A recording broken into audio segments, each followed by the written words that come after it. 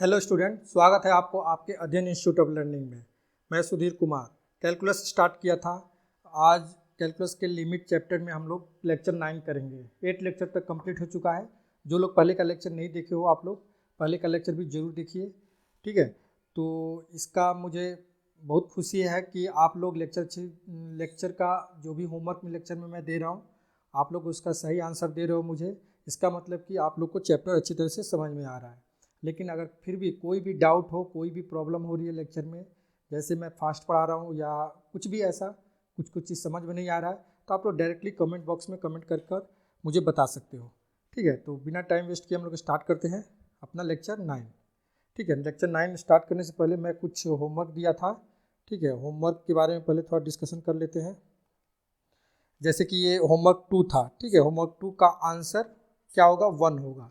Clear है? इस answer 1 को निखिल का सही है, स्वप्निल सही है, ऋषभ सही है, ऋतुजा सही है, ठीक है। आप लोगों ने एकदम सही जवाब दिया है। वेरी गुड, मैं बहुत खुश हूँ। आप लोग एक बार अपने दाहिने हाथ से अपने पीठ को थपथपाओ और 3 बार बोलो yes I can do, yes I can do, yes I can do. मतलब आप लोग कुछ भी कर सकते हो। Very good. एक बार दाहिने हाथ से अपने पीठ को थपथपाना है और बोलना है, ठीक है। फिर उसी तरह लेक्चर होमवर्क 3 में का जो होमवर्क मैं दिया था उसका आंसर क्या होगा? 21 इंटू 2 to the power 20, ठीक है। इसमें निखिल का सही है, स्वप्निल का सही है, ऋषभ का सही है। Very good. लेकिन ये होमवर्क 4 में किसी किसी का गलत हो गया है। गलत किसका किसका हुआ अभी हम लोग देख लेते हैं। गलत इसमें इसका आंसर होगा क्या? 32√2, ठीक है ना। तो निखिल का ये गलत है, इन्होंने ये जवाब दिया गलत है। इसमें बस ऋषभ का सही है जिसका जवाब 32√2 था। स्वप्निल का भी गलत है। आप लोग एक बार लेक्चर में देखो, अभी मैं इसको एक्सप्लेन किया हूँ, ठीक है।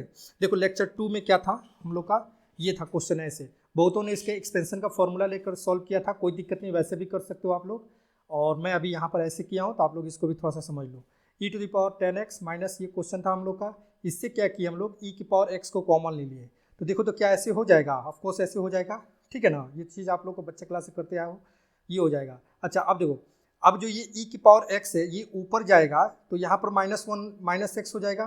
बेस बेस सेम तो पावर मतलब ऐड हो जाएगा, बोलने के लिए ऐड बोलते हैं, लेकिन ये ऊपर जाएगा तो माइनस हो जाएगा, तो इसलिए -x हो गया। क्लियर है? अच्छा, जब ये हो गया तो नीचे हम लोग का दिया हुआ है क्या? 10x - x। ये तो वैसे का वैसे हो गया। तो अब हम लोग का ये फॉर्म दिख रहा है ना, e⁻x - 1/x-1, ये वाला फॉर्म दिख रहा है, ठीक है। तो सॉरी x, केवल x ना, x, तो ये वाला फॉर्म दिख रहा है। ये फॉर्म के कारण अब हम लोग यहाँ पर अगर इनटू में है तो ये e⁻x इधर हो जाएगा और एक बार लिमिट इसके साथ हो जाएगा। तो इसके एक साथ होने के कारण इसका आंसर 1, और इसका हम लोग डायरेक्ट इसका लिमिट यूज करेंगे, x टेंड्स टू 0, यहाँ पे 0 पुट करेंगे तो e⁻0 का वैल्यू क्या हो जाएगा? 1। तो फाइनली इसका आंसर क्या आ गया? 1। क्लियर है? आई होप आप लोग को समझ में आया होगा, ठीक है। लेक्चर 3 में देखते हैं हम लोग। लेक्चर 3 में देखो क्या है। 3 में लिमिट यहाँ पर क्या है? y टेंड्स टू 2, ठीक है ना, 21। तो देखो ये क्लियर दिख रहा है,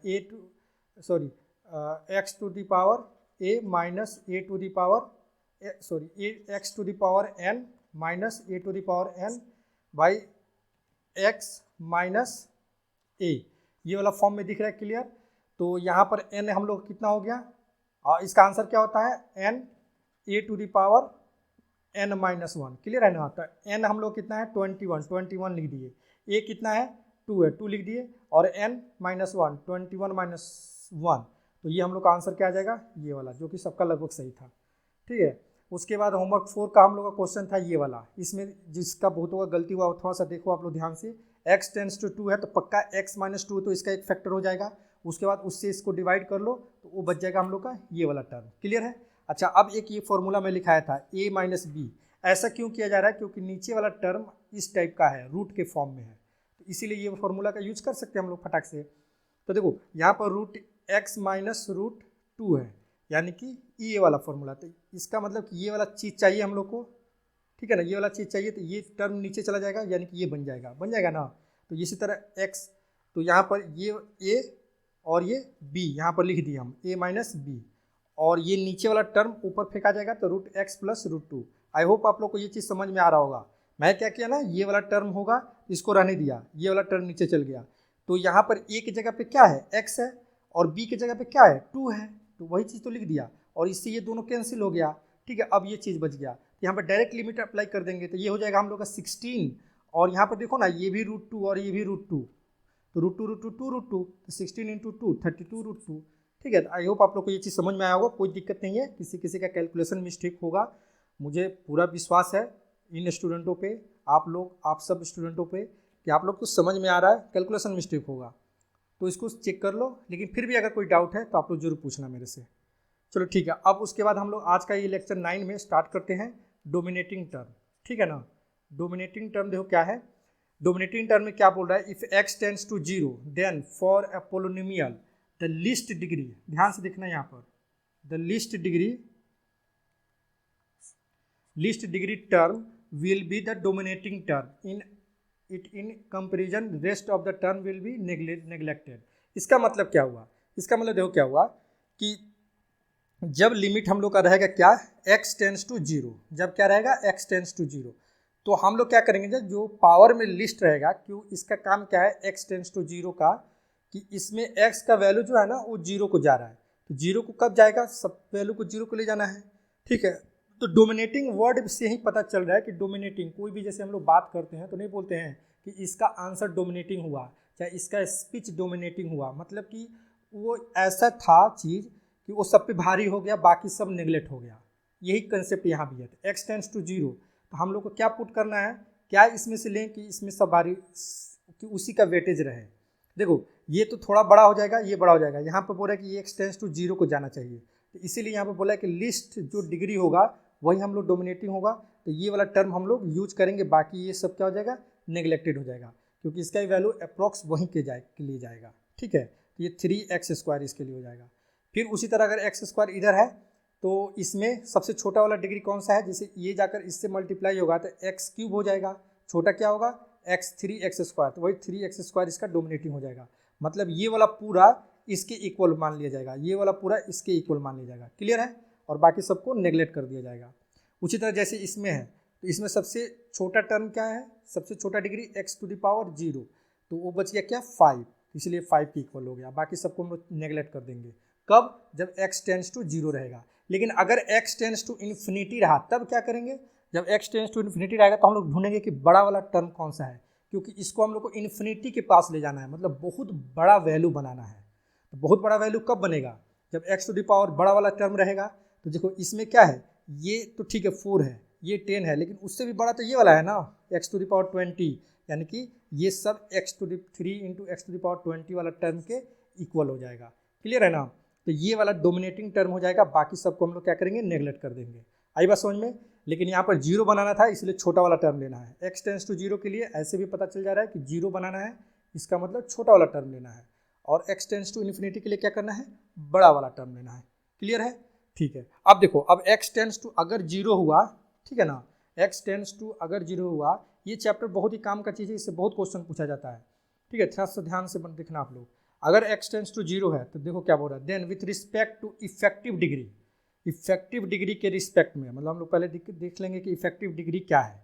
अगर हायर, ऊपर हायर है और नीचे लोअर है, ऊपर क्या है हायर डिग्री है और नीचे क्या है लोअर डिग्री है, तो आंसर क्या हो जाएगा हम लोग का 0 हो जाएगा। जैसे कि मान लो कि 3x4 हो गया, ठीक है, और यहाँ पर हायर हो गया, लोअर में मान लो कुछ भी 2x³ सपोज हो गया, ठीक है। अब देखो, तो अब अगर यहाँ से हम लोग इसको कैंसिल करेंगे तो ऊपर x वाला टर्म बच जाएगा ना, तो डायरेक्ट हम लोग अगर टेंड्स टू 0 पुट करेंगे तो 0/समथिंग आंसर क्या होगा, 0 ही हो जाएगा, तो इसीलिए इसको बोल दिया गया क्या 0।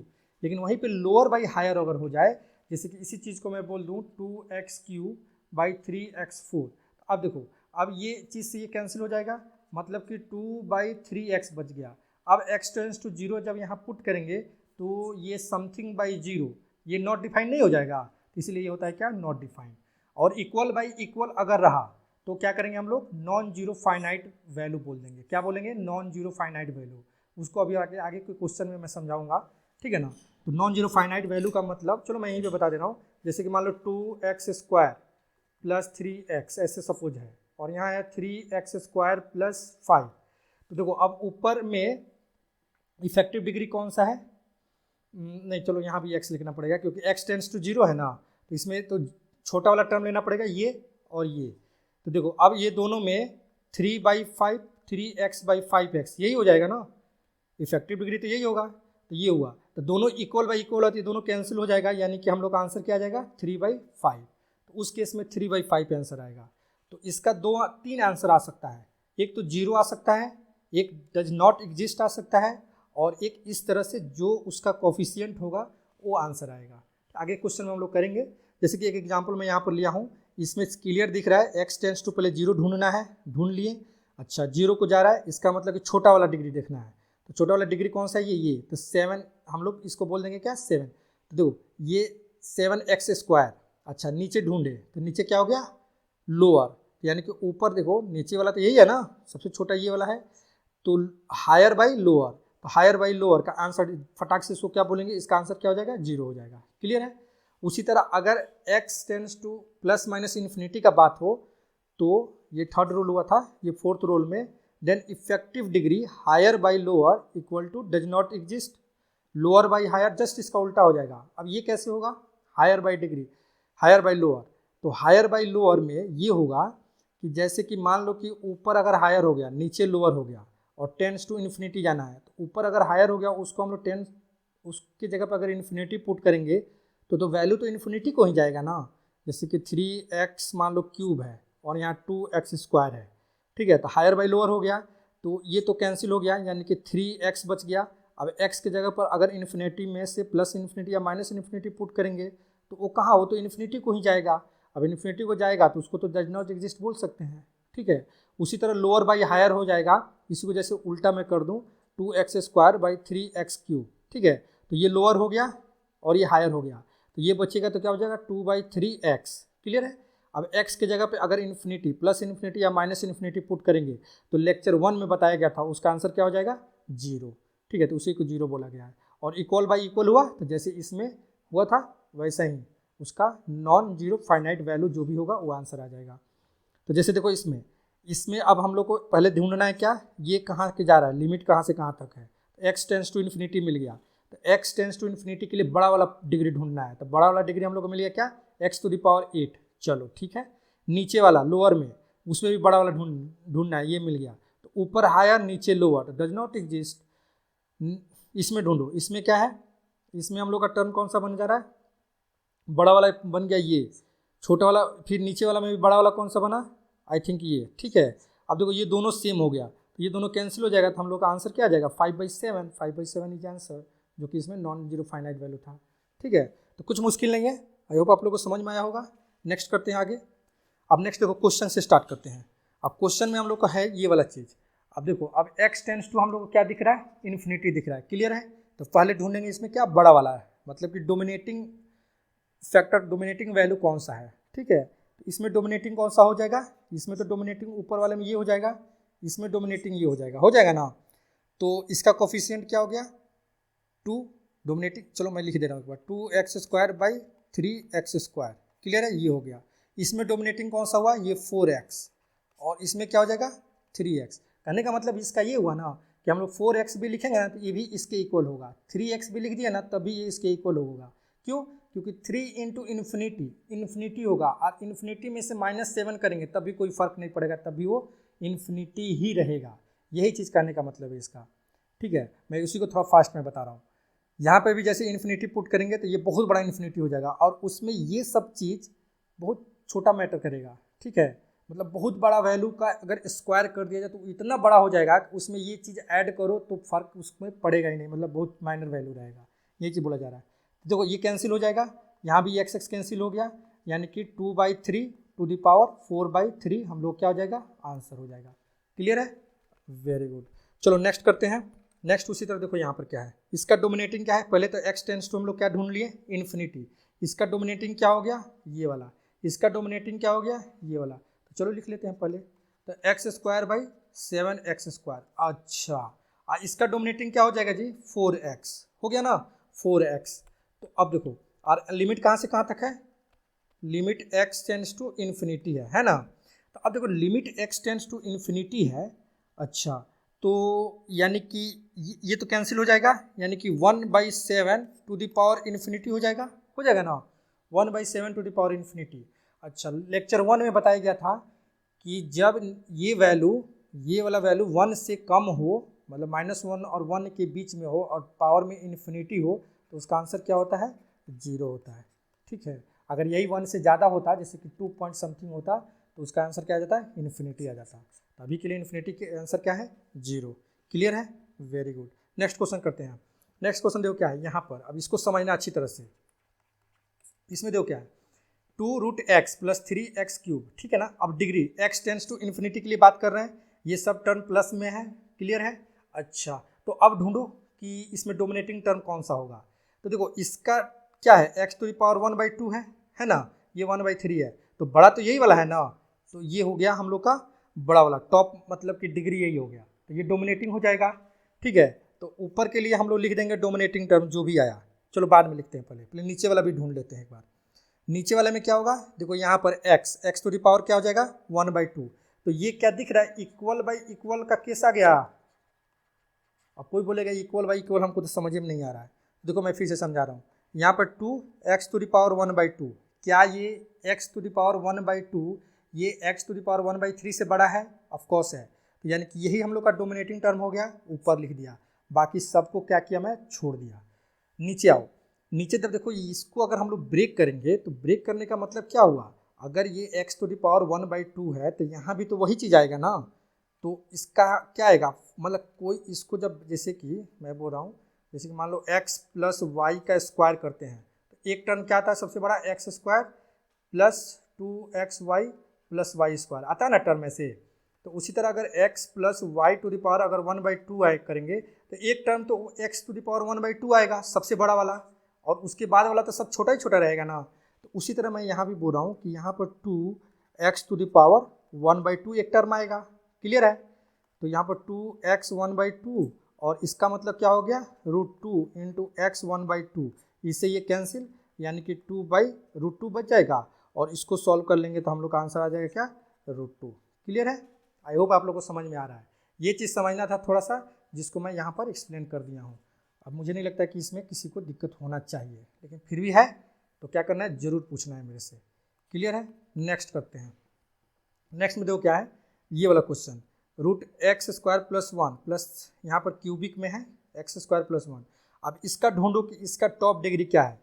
तो देखो इसको अगर हम लोग ब्रेक करेंगे तो क्या होगा, x⁴ 2/3, ठीक है, और यहाँ पे करेंगे तो x⁴ 2/2।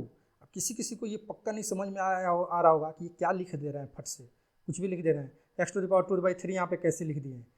तो वही चीज़ मैं बताने की कोशिश कर रहा हूँ, जैसे कि इस टर्म को अगर मैं यहाँ पर लिख रहा हूँ x² + 1 का पावर क्या होगा, 1/3, इसका मतलब यही होगा ना। तो 1/3 का मतलब ये जब ब्रेक होगा तो कहीं ना कहीं इसका एक सबसे बड़ा वाला फैक्टर यही आएगा, और इसका मतलब तो यही हुआ ना 2/3, तो वही तो लिखा हूँ मैं कहाँ अपने से कुछ भी लिख रहा हूँ। उसी तरह इसको भी अगर बात करें तो x² + 1 का पावर क्या है, 1/2, ये स्क्वायर रूट का मतलब 1/2 हुआ ना। अब फिर इसको भी ब्रेक करेंगे, जैसे कि यहाँ पर अभी मैं बताया था, तो इसको भी तो वही करेंगे ना, 2 और इंटू 1/2 एक बार आएगा, ये 2 कैंसिल होकर क्या बच गया, 1 बच गया। तो इसका डिग्री 1 और 2/3 में बड़ा कौन, तो बड़ा ये वाला, यानी कि डोमिनेटिंग कौन सा हुआ, डोमिनेटिंग तो ये वाला हुआ। तो इसका कोफिशिएंट कितना है, 1, यानी कि 1x² बोल सकते हैं। फिर नीचे की बात करो, अब नीचे में देखो ये 4/5, ये 5/5, अब तो समझ में आ रहा है ना, 4/5 है, नहीं समझ में आ रहा है, अरे 4/5 ये मतलब 5 का क्यूब रूट है, तो ये 5 में जाएगा तो 4/5 नहीं होगा, और यहाँ 5/5 होगा, ये अलग 5 नहीं है, ये रूट में है। जैसे यहाँ कुछ नहीं है तो मतलब 2 है, यहाँ पे 3 है, यहाँ पे 5 है, ठीक है। तो ये हो जाएगा क्या, 5/5, और ये क्या हो जाएगा 4/5। तो कौन सा डोमिनेटिंग बड़ा वाला कौन सा हुआ, ये वाला हुआ बड़ा वाला, क्योंकि x टेंस टू इन्फिनिटी का बात चल रहा है, तो ये वाला बड़ा वाला हुआ ना, तो ये वाला बड़ा हुआ, तो फिर यहाँ भी x², तो ये दोनों इक्वल हो गया, इक्वल बाई इक्वल का फॉर्म आज दिख रहा है, तो इक्वल बाई इक्वल हमने लिख दिए, तो 1/1, यानी कि 1 इज आंसर। क्लियर है? ठीक है, आई होप आप लोग को ये चीज़ समझ में आ रहा है। नेक्स्ट करते हैं। नेक्स्ट देखो ये बहुत ही अच्छा क्वेश्चन है, इसको ध्यान से देखना है। देखो 1/2 + 1 + 3/2 ये ऐसे गया है, इसको हम लोग थोड़ा सा और अच्छा से लिख लेते हैं, ताकि आखिर ये है क्या थोड़ा और अच्छे से समझ में आए। इसको मैं क्या कर रहा ना, 1/2, अच्छा इसको 2/2 लिख सकता हूँ क्या, ऑफकोर्स लिख सकता हूँ। कोई पूछेगा ऐसे क्यों कर रहे हैं आप, तो बता रहा हूँ अभी कैसे क्यों ऐसे किया जा रहा है। नीचे देखो, नीचे क्या है 25n² माइनस n प्लस 3। मेरा कुल टारगेट मिलाकर यही है ना कि जब भी n टेंस टू इन्फिनिटी देख रहा हूँ और ऐसा कुछ बड़ा सा क्वेश्चन दिख रहा है तो मतलब कि ये डोमिनेटिंग वाला टर्म है, डोमिनेटिंग वाला ही कॉन्सेप्ट यहाँ पे अप्लाई होगा और वो आप लोग को प्रैक्टिस से पता चल जाएगा। ठीक है, तो इसको हम 2/2 लिख लिए, तो लिखने से फ़ायदा ये हुआ ना कि फटाक से क्या करेंगे ना 1/2 को कॉमन ले लेंगे आप, क्योंकि यहाँ पर नहीं था, बाकी सब में तो डिवाइड में 2 था ही, यहाँ पर नहीं था तो इसीलिए 2/2 लिख दिए। अब मजा आएगा क्योंकि फट से जब से जैसे ही ये कॉमन लेंगे तो यहाँ क्या बच जाएगा 1, यहाँ 2, यहाँ 3 और इसी तरह डॉट डॉट n। क्लियर है, और नीचे तो अपना वैसे रहेगा, नीचे तो क्लियर दिख रहा है कि डोमिनेटिंग टर्म क्या है, क्या है। वेरी गुड, जिन्होंने बोला अभी 25n² एकदम सही है, 25n² इन्होंने बोला, ठीक है, तो ये सही है। लेकिन अभी थोड़ा और मज़ा नहीं आ रहा, अभी कुछ और कॉन्सेप्ट सही से पता नहीं चल रहा है, जैसे कि 1/2 ऊपर। अच्छा, ऊपर ये कुछ दिख रहा है क्या, कुछ याद दिला रहा है 1 + 2 + 3 अप टू n टर्म तक, कहाँ सीक्वेंस एंड सीरीज में क्या हम लोग पढ़े थे वहाँ पे n × n + 1/2। ठीक है, और नीचे क्या हो जाएगा ये 25n² minus n plus 3। Clear है ना। अच्छा, तो अब देखो, अब ध्यान से देखो इसको, ये हो जाएगा यहाँ पर 1/4। ठीक है, ये अंदर वाला क्या हो जाएगा n² प्लस n। ठीक है, और नीचे क्या है 25n² माइनस n प्लस 3, और यहाँ अपना limit n tends to infinity तो है ही। ठीक है, अब देखो, अब यहाँ से मैं इधर कर दे रहा हूँ।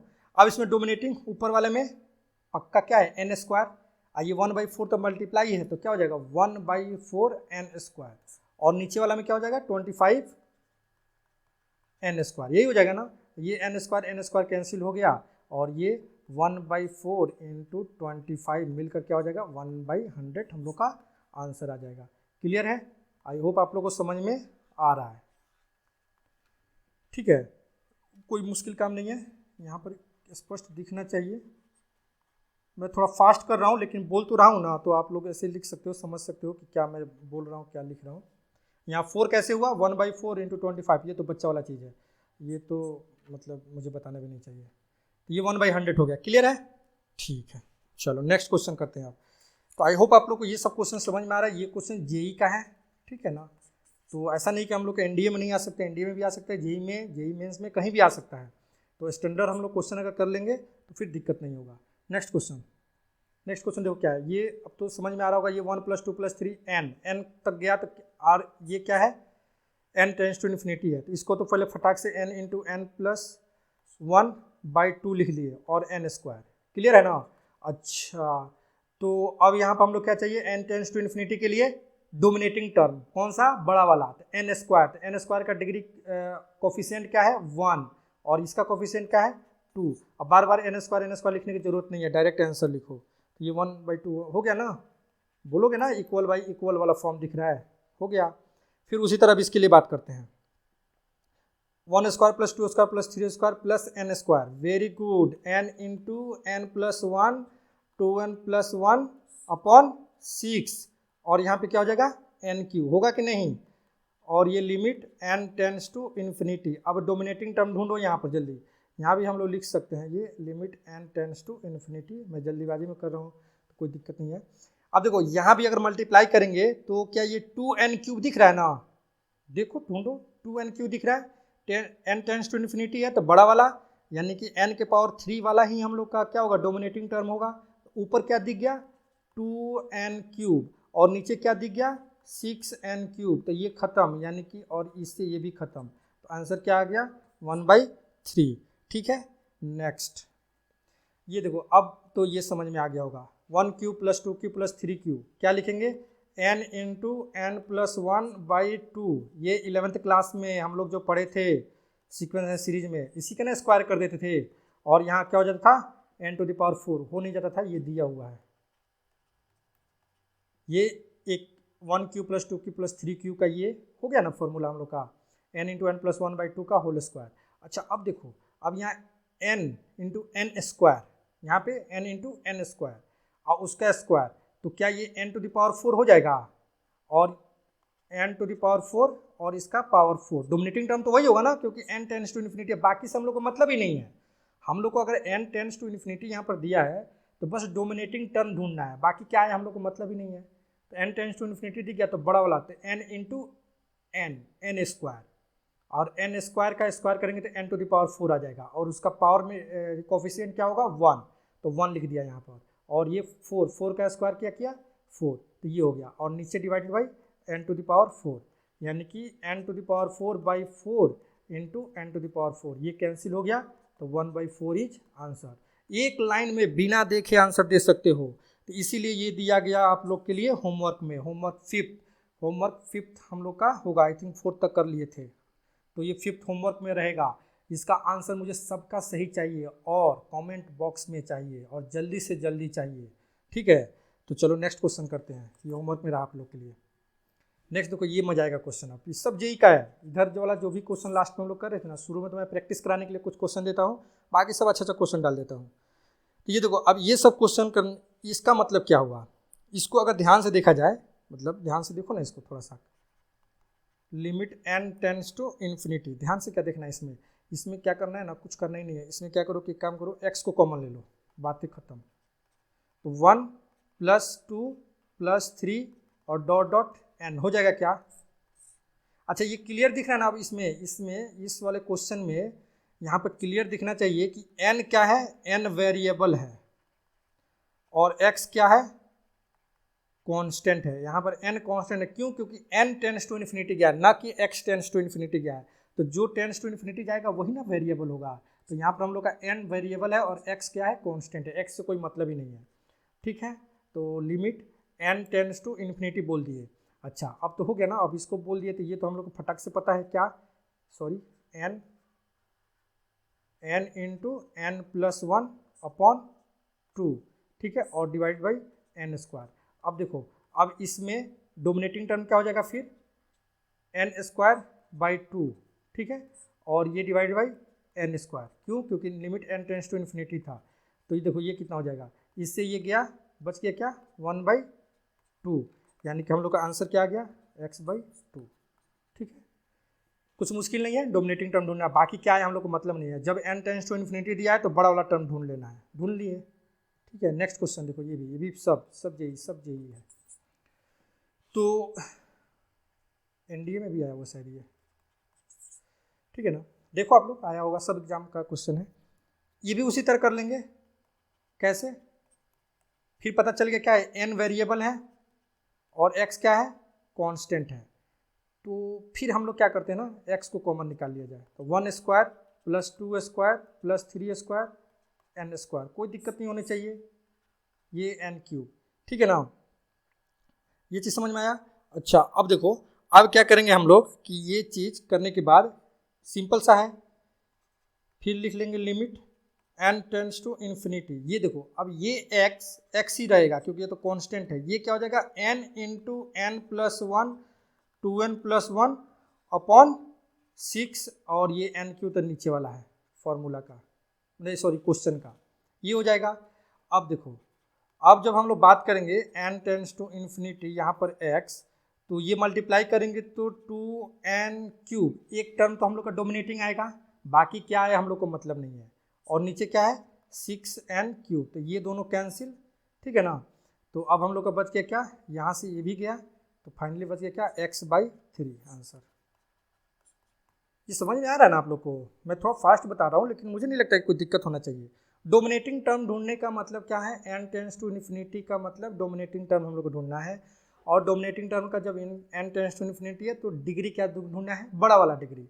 तो वही चीज़ तो हम लोग कर रहे हैं, जैसे यहाँ पर था तो x कॉमन ले लिए, तो फिर 1² + 2² + 2 n² तक जाएगा, ये इसका फॉर्मूला ये बन गया। तो इसमें जब मल्टीप्लाई करेंगे इसको इससे, तो n² और फिर उसको इससे करेंगे तो 2n³ नहीं आ जाएगा, तो वही तो 2n³ लिख दे रहे हैं। तो कोई पूछेगा सर सबसे क्यों नहीं मल्टीप्लाई कर रहे हैं, अरे हमको क्या मतलब है सबसे मल्टीप्लाई करने का, सबसे मल्टीप्लाई करके भी तो हम लोग को बस हायर डिग्री लिखना है, तो क्यों करेंगे हम, क्यों टाइम वेस्ट करेंगे, ठीक है। चलो नेक्स्ट करते हैं। अब देखो, ये भी क्वेश्चन बहुत ही अच्छा क्वेश्चन है, यहाँ लिमिट होगा, limit n tends to infinity, ठीक है ना, limit n tends to infinity ही होगा, ठीक है। अब देखो, अब ये क्वेश्चन है, इसमें क्या किया जाए, इसमें क्या किया जाए सोचो, इसमें क्या करते हैं, पहला वाला टर्म, ठीक है, ये वाला फर्स्ट वाला टर्म एक बार लिख लेते हैं और बाकी सेकंड वाला टर्म को बाद में लिख लेंगे। तो इसको देखो कैसे लिखते हैं, लिमिट n टेंस टू, देखने में कितना डरावना लग रहा है, लेकिन देखना कुछ औकाते नहीं है इसका।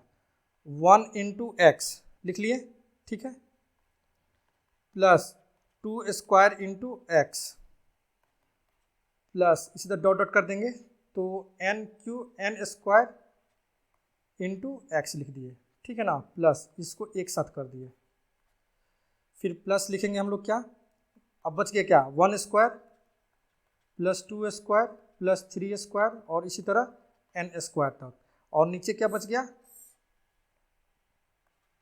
n क्यूब, ठीक है, limit n tends to infinity हो गया। क्लियर है? अब देखना ध्यान से, यहाँ पर ये जो टर्म बचा या इसमें हम लोग क्या करेंगे, x कॉमन ले लेंगे, तो 1 प्लस 1 का स्क्वायर प्लस 2 का स्क्वायर प्लस 3 का स्क्वायर और ये n का स्क्वायर इधर हो गया, ठीक है, और इसको अगर हम लोग करेंगे तो n क्यूब यहाँ भी लिख देंगे, फिर प्लस ये भी देखो, ये 1 square plus 2 square plus 3 square n square और इसके भी नीचे n क्यूब। ऐसे तो अलग अलग कर सकते हैं ना, कोई दिक्कत नहीं है, और यहाँ भी अगर चाहो तो लिमिट लिख लो n टेंस टू इन्फिनिटी। अब यहाँ से देखो, यहाँ से बचे क्या, ये n इंटू, चलो मैं लिख दे रहा हूँ एक बार, n into n plus 1 2n plus 1 upon 6 n cube, ठीक है, और यहाँ भी क्या हो जाएगा, n into n plus 1 2n plus 1 upon by 6 into n cube.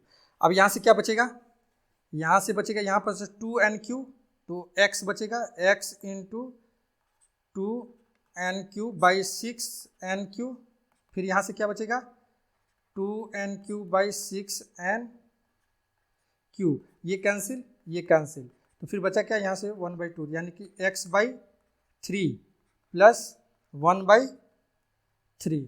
तो इसको सॉल्व करेंगे तो क्या लिखेंगे, x प्लस 1/3 इज आंसर। कुछ नहीं है, सिंपल कैलकुलेशन है, ठीक है। 12 नंबर क्वेश्चन देखो एक बार, जल्दी जल्दी करते हैं, ये चैप्टर थोड़ा सा लंबा होगा लेकिन कोई दिक्कत नहीं, सब क्वेश्चन तो करना है हम लोग को। देखो ये क्वेश्चन देखने के बाद आप लोगों को कोई फील आ रहा होगा सीक्वेंस एंड सीरीज का। सीक्वेंस एंड सीरीज में हम लोग ये सेम क्वेश्चन हम लोग किए थे समेसन में, तो इसको हम लोग लिखे थे वहाँ पर क्या 1/1 माइनस 1/2, क्लियर है ना। फिर 1/2 इंटू 3 को क्या लिखे थे, यहाँ इंटू है, ये क्या लिखे थे 1/2 माइनस 1/3, 1/3 इंटू 4 को हम लोग क्या लिखे थे 1/3 माइनस 1/4 लिखे थे ना ऐसे। तो ये डॉट डॉट डॉट अगर ऐसा ही चलते चला जाएगा लास्ट तक, तो हम लोग क्या बोलेंगे 1/n इंटू n माइनस 1 को क्या लिखेंगे, सॉरी इसको हटाओ, इसको लिखेंगे क्या हम लोग 1/n माइनस 1 माइनस 1/n लिखेंगे ना। अब देखो इससे क्या हो रहा है, ये इससे कैंसिल, ये इससे कैंसिल, ये इससे कैंसिल, फिर यहाँ पे इससे कैंसिल, ये आकर इससे कैंसिल कर देगा ना। तो इसको जब हम लोग ऐड करेंगे तो ये बचेगा वही ना 1/1 into 2 plus 1/2 into 3 plus 1/3 into 4 plus dot dot 1/n into n minus 1, यही चीज़ ना बचेगा। तो इसी का तो सम निकालना है, तो इसका सम क्या बचा इधर 1/1 माइनस 1/n, क्लियर है। यानी कि इधर अगर लिमिट लगा हुआ है, limit n tends to infinity, तो इधर भी लग जाएगा, लिमिट लग जाएगा ना n टेंस टू इन्फिनिटी। मैं थोड़ा यहाँ पर गंदा कर दिया, रुको मैं थोड़ा साफ कर दे रहा हूँ। यहाँ पर मेरा बोलने का मतलब ये है कि ये बच जाएगा इधर कितना 1/1 माइनस 1/n, ठीक है। जब इधर लिमिट लिए तो इधर भी लिमिट ले लेंगे, ठीक है। इसी चीज़ का ना फाइनल निकालना था, तो इसको सॉल्व करके यहाँ पर दिखा दिए, वो क्या बच गया, ये वाला फर्स्ट वाला टर्म और लास्ट वाला टर्म, तो उसको लिख दिए, लिमिट लगा दिए। अब लिमिट का वैल्यू जैसे ही आप पुट करेंगे तो ये तो टर्म 0 हो जाएगा, तो बचा क्या आंसर 1 इज आंसर, ठीक है। आई होप आप लोग को ये चीज़ समझ में आया होगा। तो ये भी क्वेश्चन अच्छा था लिमिट के फॉर्म में, इसको आप लोग समझ लेना अच्छे से, ठीक है। नेक्स्ट क्वेश्चन करते हैं, नेक्स्ट और लास्ट क्वेश्चन। ये देखो क्वेश्चन बहुत ही अच्छा क्वेश्चन है, फिर ये जेई का क्वेश्चन है, ठीक है। देखो ये फिर n टेंस टू इन्फिनिटी है, r equal to 2 to n 1 minus 1/r square. थोड़ा पेशेंस से समझना इस क्वेश्चन को। लिमिट हम लोग बोलेंगे क्या n tends to infinity, clear है। पहले इसको लिख देते हैं, r का वैल्यू कहाँ से जा रहा है 2 से स्टार्ट हो रहा है n तक जा रहा है ना, तो 1 माइनस 1/2 स्क्वायर, ठीक है। फिर यहाँ 1 माइनस 1/3², ठीक है, 1 माइनस 1/4², ऐसे करते जाएंगे कहाँ तक, 1 माइनस 1/n² तक, यही जा रहा है, क्लियर है, n tends to infinity, clear है, ठीक है। देखो इसको सॉल्व करेंगे तो क्या हो जाएगा, 2 का स्क्वायर माइनस 1, क्या होगा, 2 का स्क्वायर माइनस 1/2 का square, first form, first.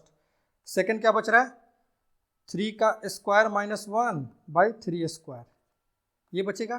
Fourth क्या बच जा रहा है, 4 का स्क्वायर माइनस 1/4², इसी तरह करते जाएंगे तो क्या बचेगा, n का स्क्वायर माइनस 1/n², ये बच जाएगा, ये चीज़ समझ में आया, ठीक है। अब देखो n टेंड्स टू इन्फिनिटी, यहाँ से ध्यान से समझना आप लोग, ये कितना हो जा रहा है, 2 जब 4 माइनस 1, कितना हो रहा है, 4 माइनस 1 3 हो रहा है, तो इसको हम लिख सकते हैं क्या, 1 इंटू 3/2 का स्क्वायर लिख सकते हैं, कोई दिक्कत नहीं है। फिर देखना ध्यान से, इंटू इसको हम लोग कितना, 9 माइनस 1 8 8 हो गया ना, तो 2 इंटू 4 लिख सकते हैं, क्योंकि इसका वैल्यू कितना आ रहा है, 8 आ रहा है, इसका वैल्यू कितना आ रहा है, 8 आ रहा है, तो इसको हम लोग 2 इंटू 4 लिख सकते हैं, इसका वैल्यू 3 आया था तो 1 इंटू 3 लिख दिए, और डिवाइड बाई 3², ये फॉर्म समझ रहे हैं हम लोग कि किस पैटर्न पे ये आगे बढ़ रहा है। अब ये कितना हो जाएगा, 15, तो 15 के लिए क्या लिख देंगे हम लोग, 3 इंटू 5, कोई पूछेगा 15 कैसे आया, अरे भाई 4 का स्क्वायर 16 माइनस 1 15 ना होगा, तो 4, ठीक है। अच्छा, अब इसी तरह जाएंगे आगे, तो हम लोग क्या लिखेंगे, तो देखो ये क्या लिखेंगे लास्ट में, n माइनस 1 और एक बचे क्या, n प्लस 1, क्यों, क्योंकि देखिए यहाँ पर अगर n है तो उससे एक ज़्यादा है, n से एक कम इधर है, जैसे n अगर 2 हुआ तो 2 माइनस 1 1 हुआ, और 2 प्लस 1 3 हुआ, तो n माइनस 1 और n प्लस 1, और नीचे रहेगा क्या, n², जैसे 2 है ना, तो 2 माइनस 1 1 और 2 प्लस 1 3, तो 3 हुआ, 3 माइनस 1 2, 3 प्लस 1 4, तो उसी तरह n माइनस 1 ये और ये, क्लियर है, ऐसे लिख देंगे। ये पैटर्न हो गया, समझ में आ गया हम लोग को। अब देखो यहाँ से समझने वाली बात है, इससे देखो ये कैंसिल हो जाएगा, और फिर इसका 3 एक बार इससे कैंसिल हो जाएगा, ये 2 से ये 2 कैंसिल हो जाएगा ना, तो यहाँ पर हम लोग का क्या बच जाएगा,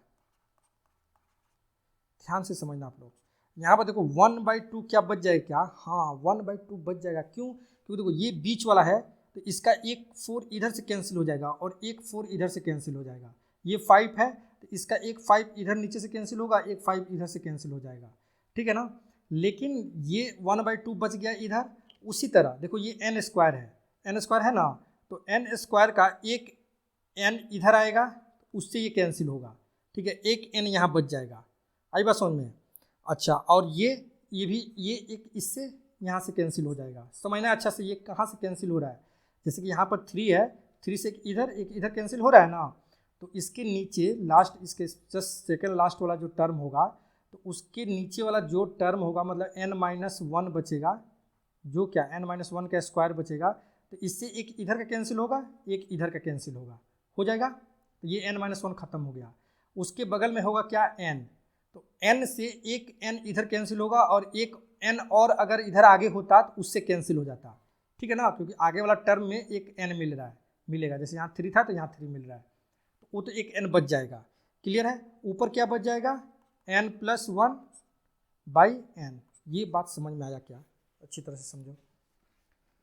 पहले तो ये पैटर्न पे लिख दिए, यहाँ पे 2 था तो एक 2 से एक 2 कैंसिल कर दिए, ये 3 था तो देखो 3 से 3 एक 3 करने का मतलब ये 4 है, तो यहाँ से देखो एक 4 इधर से कैंसिल हो गया, और इसके आगे वाला टर्म अगर हम लोग लिखेंगे ना, तो यहाँ लिखेंगे क्या, 4 इंटू 6 और यहाँ 5 लिखेंगे, ठीक है, 5 का स्क्वायर लिखेंगे, तो एक 4 से यहाँ से कैंसिल हो जाएगा। उसी तरह लास्ट में जब लिखेंगे हम लोग, तो क्या लिखेंगे, यहाँ पर अगर n लिख रहे हैं तो यहाँ n माइनस 1 लिखेंगे, क्या लिखेंगे, n माइनस 1, तो इस n माइनस 1 से ये n माइनस 1 कैंसिल हो गया, एक और एक इधर से कैंसिल हो जाएगा, एक बचेगा n यहाँ पे, इससे कैंसिल हो गया, ठीक है ना, कुल हो गया, एकदम अच्छे से समझो। नहीं समझ में आएगा तो फिर मेरे से पूछना, मैं बताऊंगा इसको। अच्छा, अब देखो ये 1/2 तो बाहर फेंका जाएगा, बाहर फेंक दिए इसको, और limit n tends to infinity लिख दिए, क्लियर है। अच्छा, अब इसको सॉल्व करेंगे तो 1 प्लस 1/n हो जाएगा ना, इसको अलग अलग करेंगे तो ये n कैंसिल हो गया, 1/n। अब यहाँ पे लिमिट पर अप्लाई कर देंगे तो ये हो जाएगा क्या, 0, तो फाइनली आ जाएगा क्या हम लोग का आंसर, 1/2। तो 1/2 इज आंसर। तो ये बहुत ही अच्छा क्वेश्चन था, समझने वाला था। इतना थोड़ा सा सोचना है। जिन लोगों को समझ में आ गया फर्स्ट टाइम में बहुत अच्छी बात है, नहीं समझ में आया तो वीडियो को रिवाइंड करो, फिर से सुनो, फिर भी नहीं समझ में आ रहा है तो फिर से सुनो, फिर भी नहीं समझ में आ रहा है तो फिर से सुनो, फिर से सुनो। नहीं मैं मजाक कर रहा हूँ, इतना ज़्यादा नहीं सुनना है। एक बार सुनो, 2 बार सुनो, नहीं समझ में आ रहा है तो डायरेक्ट मेरे से बात करो, ठीक है ना। मेरा नंबर 7838465080। क्लियर है, तो इस पर बात कर लो, मैं फिर से एक्सप्लेन कर दूंगा, ठीक है। तो अगर इसके बाद अगर वीडियो अच्छा लग रहा है तो लाइक करना है, दोस्तों में शेयर करना है, चैनल को सब्सक्राइब करना है, ठीक है। इसके बाद नेक्स्ट लेक्चर में मिलते हैं। तो जो भी होमवर्क में मिला है उसको आप लोग को बनाओ और जल्दी इसमें कमेंट करो, मेरे को लिखो उस पर कमेंट बॉक्स में। Okay, thank you.